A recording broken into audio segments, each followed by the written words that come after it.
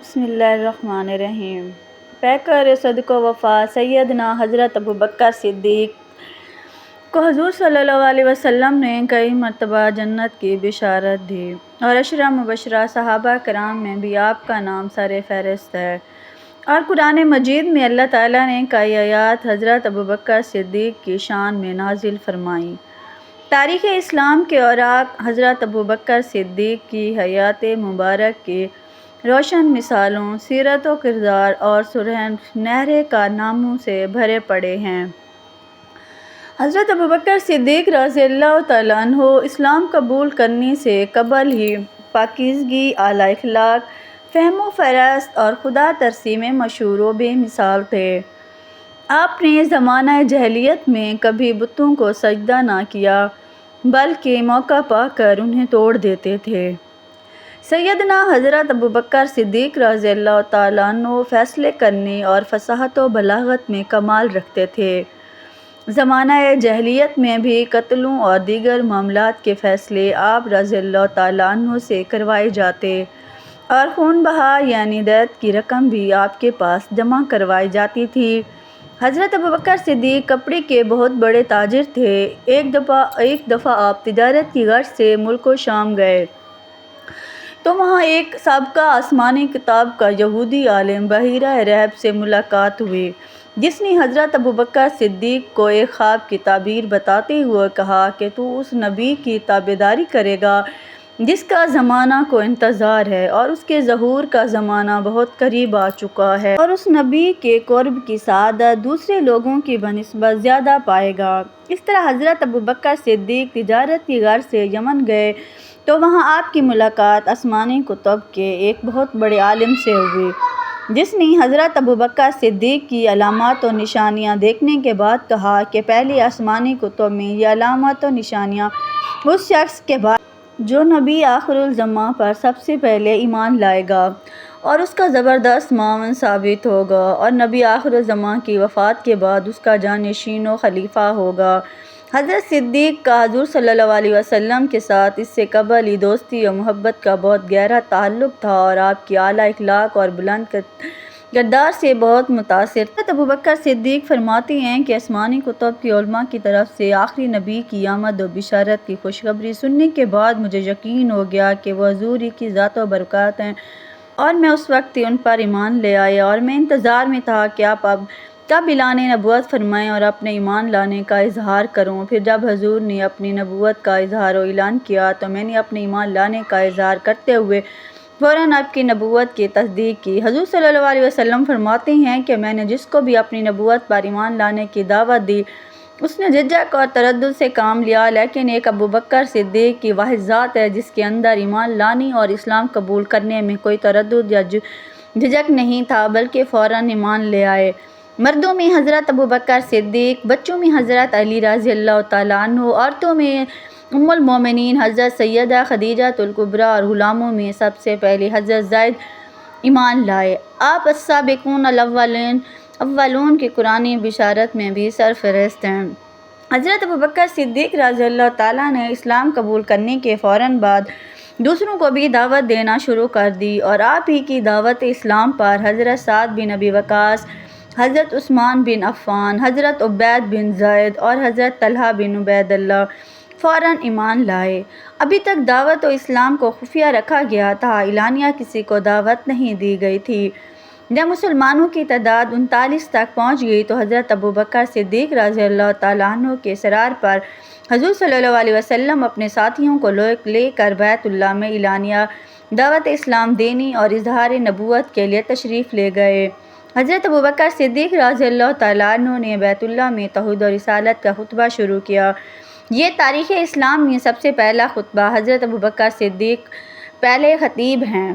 اسی دن حضور صلی اللہ علیہ وسلم کے چچا حضرت حمزہ اسلام لے قبول کیا، اور اس کے 3 دن بعد حضرت سیدنا عمر فاروق ایمان لائے۔ حضرت ابوبکر صدیق نے بیت اللہ میں بھی خطبہ شروع کرتے ہوئے ابھی دعوت اسلام دی ہی تھی کہ کفار و مشرکین چاروں طرف سے مسلمانوں پر ٹوٹ پڑے۔ حضرت ابوبکر صدیق کی شرافت و عزت اور عظمت کے باوجود ان کو اس قدر مارا کہ آپ لہولہان اور بے ہوش ہو گئے۔ آپ کے قبیلہ کے لوگ آپ کو اٹھا کر گھر لائے، شام تک آپ بے ہوش رہے، جب ہوش میں آئے تو سب سے پہلے اپنے محبوب کا حال دریافت کیا۔ آپ نے اس پر قسم کھا کر کہا کہ میں اس وقت تک کچھ نہیں کھاؤں گا پیوں گا جب تک میں حضور صلی اللہ علیہ وسلم کی زیارت نہ کر لوں۔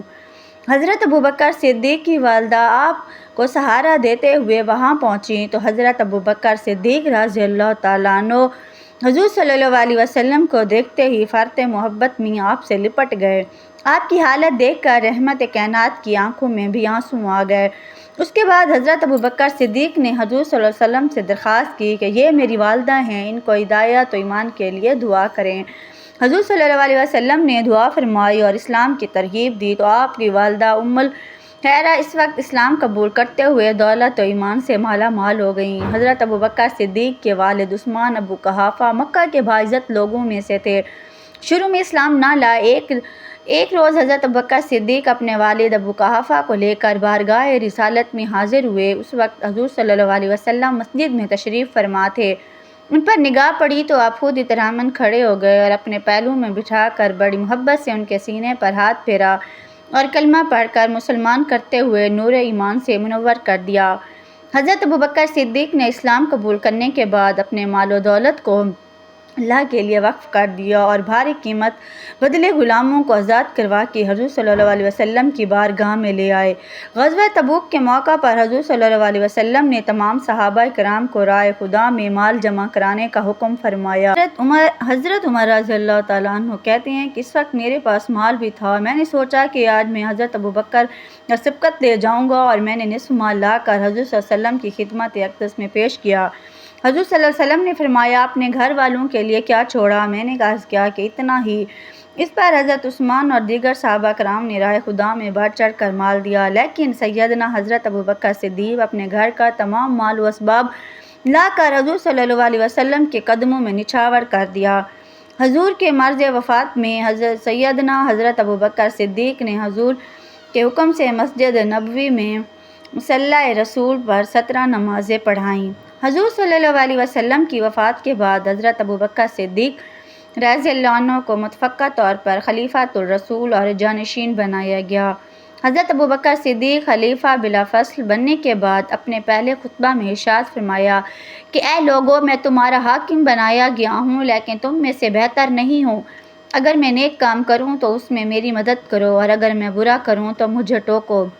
صدقے امانت ہے اور کسب خیانت۔ تمہارا کمزور شخص میرے نزدیک ہے جب تک میں اسے اپنا حق نہ دلا دوں، اور تمہارا قومی آدمی میرے نزدیک کمزور ہے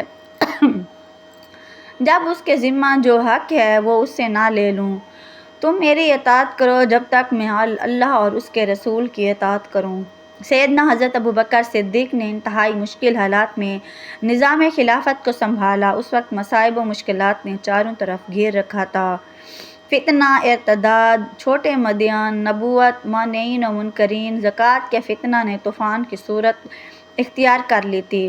اسلام اور مرکز اسلام خطرے میں دکھائی دینے لگے۔ ان حالات میں خلیفہ بلا فصل سیدنا حضرت ابوبکر صدیق رضی اللہ تعالیٰ عنہ نے بڑی جرأت و بہادری کے ساتھ جہاد کرتے ہوئے ان تمام فتنوں کا خاتمہ کیا، اور اس کے ساتھ ساتھ اس وقت کفر کی دو بڑی طاقتیں روم اور فارس کو بھی شکست فاش دی۔ اسلام کی حدود پھیلتی چلی گئیں، ہر طرف امن و سکون اور خلافت راشدہ کے مقدس نظام کے ثمرات و برکات نظر آنے لگے۔ جنگ یمامہ میں 7,000 حفاظ قرآن کی شہادت کے بعد آپ نے سیدنا حضرت عمر فاروق کے مشورے سے قرآن کی جمع و تدوین کا عظیم کارنامہ سر انجام دیا۔